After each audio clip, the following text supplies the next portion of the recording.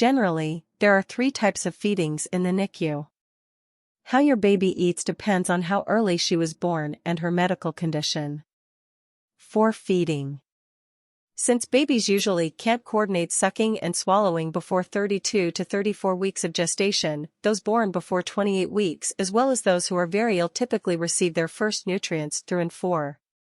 Called total parenteral nutrition, TPN, or hyperalimentation, this method bypasses your preemie's immature digestive system and goes straight to the bloodstream. What's in the 4?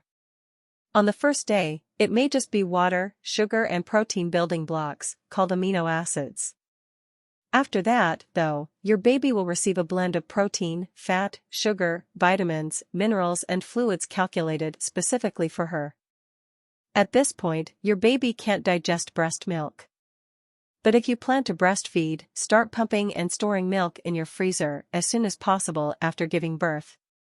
This allows you to build up your supply so that you'll have more than enough when your baby is ready for it. And as long as your baby can maintain her body temperature outside of a warming isolette, the NICU nurses will likely encourage you to cuddle skin to skin with her, known as kangaroo care, as much as you want. Babies born before 32 to 34 weeks of gestation may not suck and swallow in a coordinated way, so they can't feed by mouth. However, babies born between 28 and 34 weeks of gestation can generally tolerate gastrointestinal feedings and may not need 4 nutrition.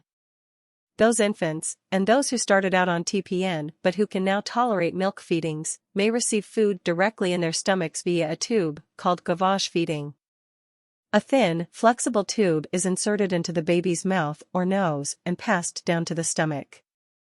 Your baby will receive pumped breast milk, fortified breast milk or formula specially designed for preemies through the tube every few hours.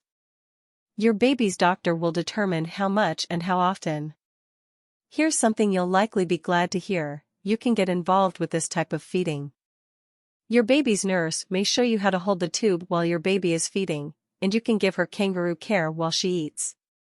You can even give her a finger to suck on so that she gets some practice and begins to associate sucking with getting a full tummy. This is a huge milestone. Your baby's neonatologist will look for signs that your baby is ready for breastfeeding or bottle feeding, though when that happens can vary from baby to baby. Some little ones are ready as early as 30 to 32 weeks, while others may not be ready until 36 weeks. A few clues. Her vital signs are stable. She can suck on a pacifier effectively. She's no longer on a ventilator. She stays awake for longer periods. There are no signs of abdominal distension or infection. She is past meconium, her first stool. If all is good, you'll likely get the go-ahead to begin feeding your baby directly at your breast or by bottle. Try offering to breast first, even if you're planning to feed by both bottle and breast. Studies show that low birth weight babies take to the breast more easily than the bottle. When you do bottle feed, your baby will use a special small plastic bottle marked in cubic centimeters, cc, or milliliters, ml. These specially designed nipples have the proper flow rate for preterm babies.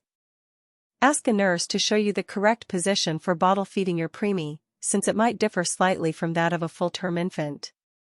Since nipple feeding can tire out such a tiny baby, at first, you'll only breastfeed 1 or 2 times a day with gavage feedings in between.